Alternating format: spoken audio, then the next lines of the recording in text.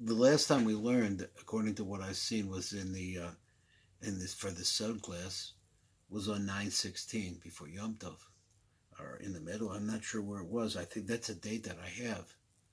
Uh, at any rate, we were in SHAAR HAAKUDIM perek base, and we went through a treatment that about the ear, light coming from the ears of Ak, light coming from the nose of Ak, like felt settling into the mouth. And we're going to get treatments of words that the Rav is going to teach us the different words. I could say this: the Otos Chaim in SHAAR HAAKUDIM is a fairly simple story. It's the beginning story.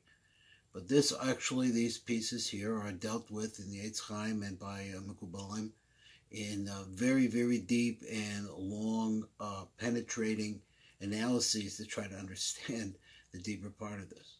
So there is always a certain amount of vagary, but try to concentrate on what we're trying to do is read the words, hear the words, listen to the language of the Rav, and use our imaginations to picture the things that the Rav is talking about. He's talking about the making of a Kli here in SHAAR HAAKUDIM. Kudim meant binding. And so we talked about the nature of lights and how lights mix and how they mix together, and there you have surrounding light, you have interior light, you have interior part of a Kli, different kinds of places they come from in Ak, and here we have now the concept of these lights meeting in the mouth, and now they're going to come out of the mouth. And this is really what we're about to get into, is really one of the sweeter parts of SHAAR HAAKUDIM to me. So let's see how it starts. We're going to start on number Yud Aleph on page Lamed Hey in SHAAR HAAKUDIM perek base. The Rav writes like this. Now, let me see. Yeah. So we already talked about the three different aspects of Tamim. Remember, we talked about Tanim, Nekudos, Tagim, and Osios. That was in SHAAR Tanta, which was the previous SHAAR. Trying to understand the light, the central light, which is being wrapped by an Ak, different kinds of areas and levels in Ak. We have to really imagine some kind of some man or some formation that looks like a man. And anyway, that there are three different aspects of Tamim. They're the upper Tamim, the middle Tamim, the lower Tamim. And inside the Tamim, there are also, and this is a big place where I'm actually looking at in other places how things are related to how the Rav relates to different things.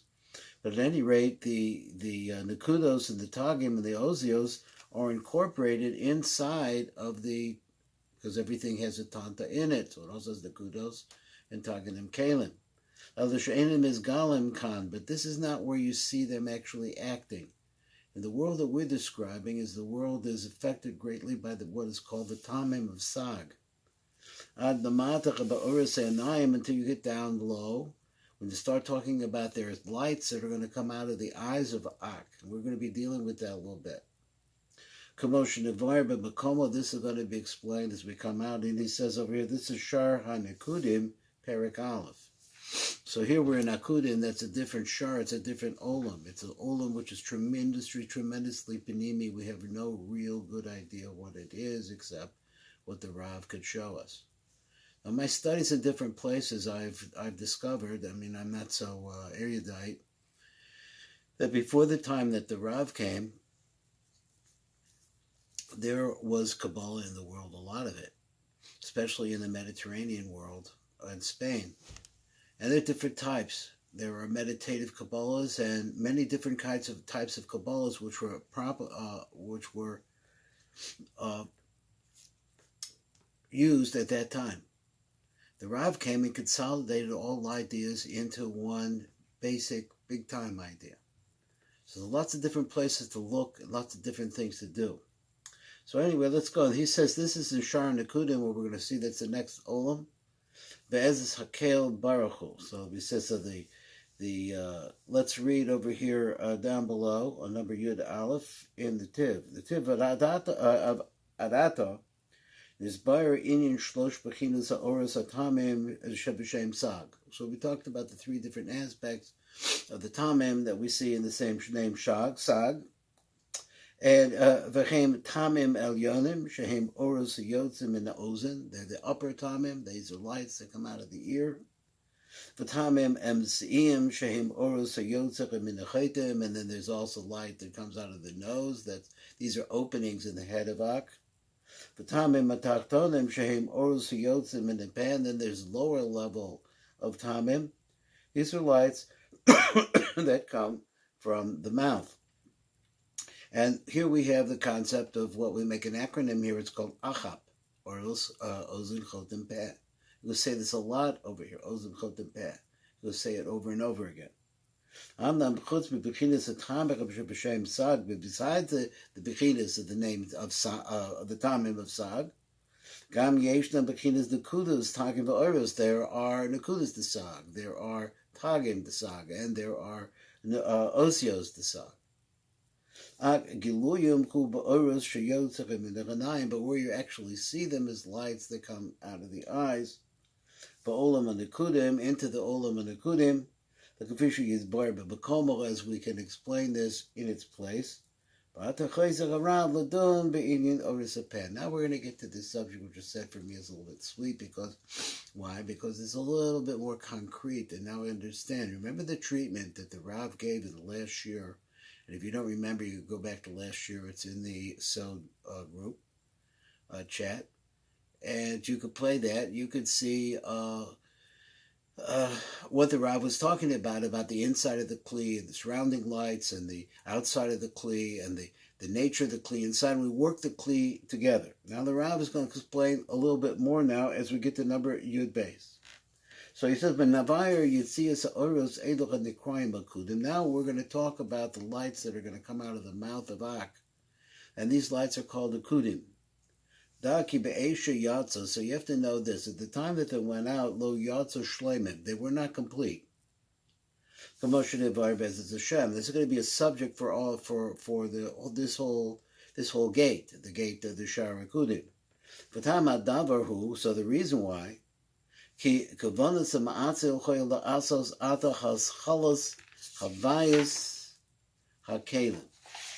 reason why they came out imperfect is because the ma'atzel, what's the word he uses? Yeah, ma'atzel. But the ma'atzel has a plan. And the plan requires that they come out flawed. So we'll see, because why? Because the separation or the creation of this flaw allows for the creation of a Kli. I think that's the best way to say it. That the flaw that exists in them, and he's going to explain what the flaw is. What's the flaw? So let's look at, let me see, I think we got to the end of that. Let's look at what the, let me see, did we get to the end? Okay, no, I have to go on a little bit at the top of page Lamed Vav. What's the reason why you need kalim?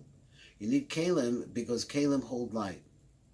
Now, this light that we're talking about here, we'll just have to keep listening to what he's talking about. We need kalim in order to be able to hold the light.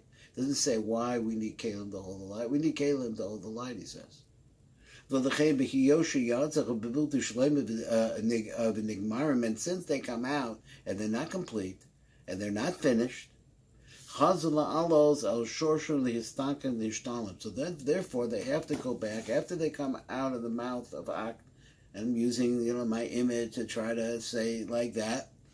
And he says after they come out of the mouth, they have to go back, and the reason why they have to go back is for the purpose of forming a Kli. Now we don't know how they're going to form a Kli. That's what the Rav is going to talk about. So he says, and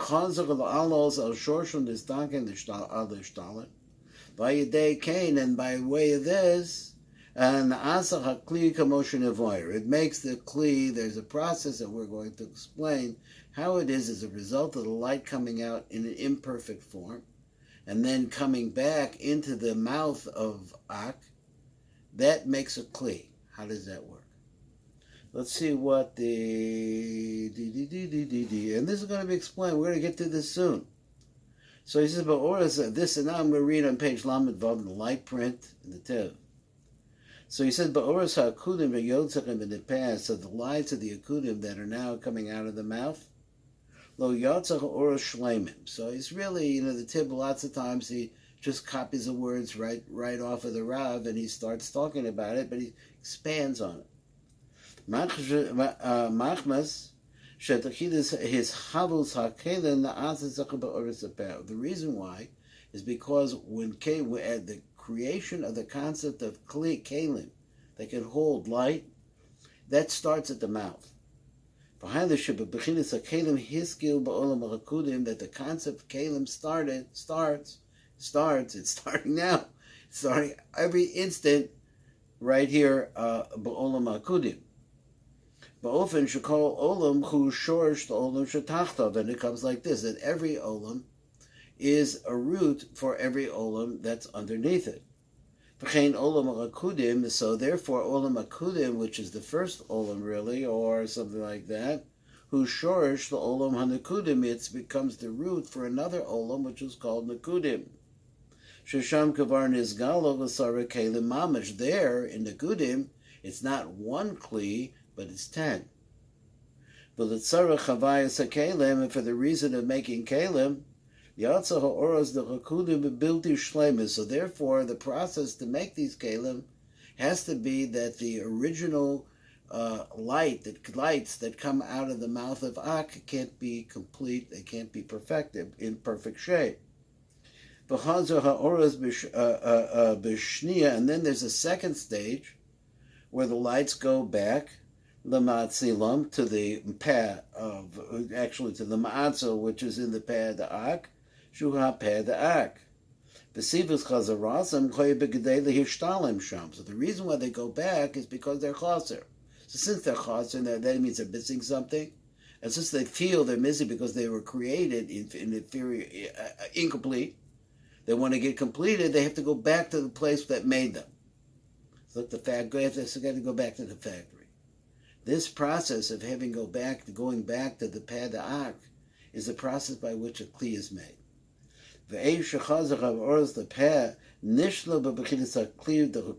so, at the time that the lights of the mouth become clear, when they go back, that's what finishes off the kli, the HAAKUDIM. This is going to be explained elsewhere as we go forward, probably in this perek.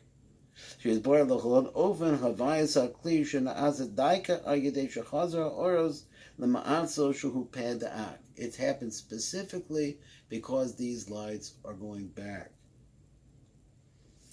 So let's go on a little bit more. So if now we have to know that there was always the possibility of a kli there. Well, that's why he spent so much time talking about the inside and the outside of kelim, where they come from the ears, where they come from the nose, where they come from the right side, they come from the left side, all of this different business. Even though that you couldn't see it, it didn't have any action. This is like you say, a tremendous amount of light. Imagine that you could see just a tremendous amount of, you couldn't pick up anything out in there. There's no difference. This is light, that is light. This is light, that is light. It's all one light. But yet he says within it there's a potential.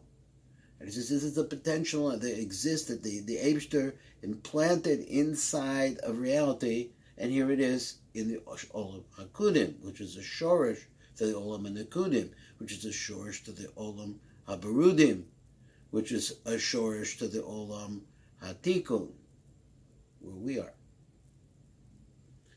This is the Tikkun elevator kolal. So he says, "Afilu ki lo choya b'po b'tocha or," even though it didn't, you couldn't distinguish it. Ki choya b'bechinas or choyoser gas va'av, because there's an aspect now we see, we just talked about it, that there's an aspect of the light which is more heavy or more thick and more heavy, more thick. But the two of them, that is so now you have an opposite here. You have a thicker and a less thick, or a thicker and a more refined. These two things, but they're mixed together. They're mixed together completely and totally together. So therefore you can't see it. Because when the light came out of the mouth and it went forward, everything was mixed.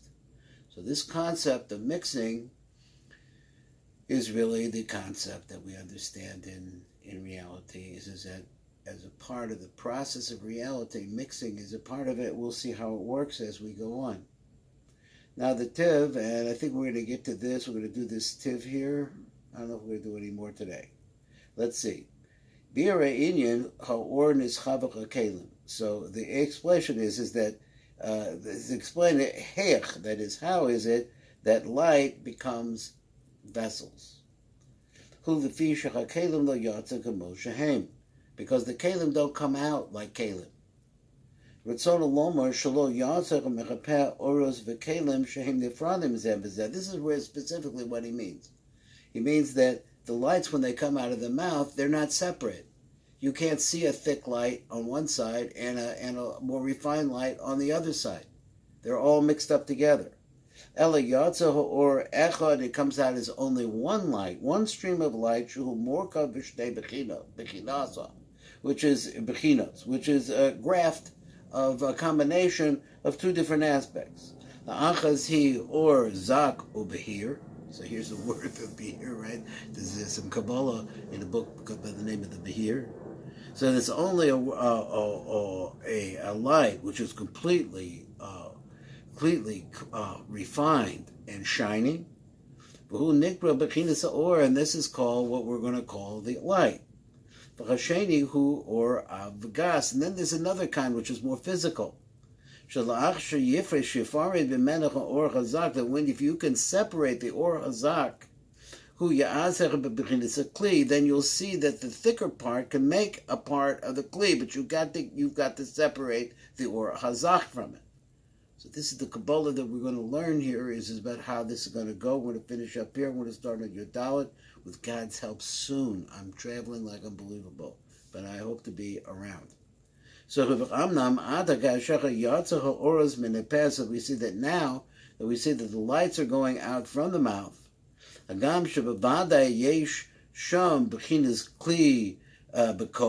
even though we see that there is the possibility of making a kli because we have a thicker kind of light over here, because there's this light is also a part of this light, this thicker light is also there. But since it's still mixed up, and you can't tell which one is which, and they're really joined together well,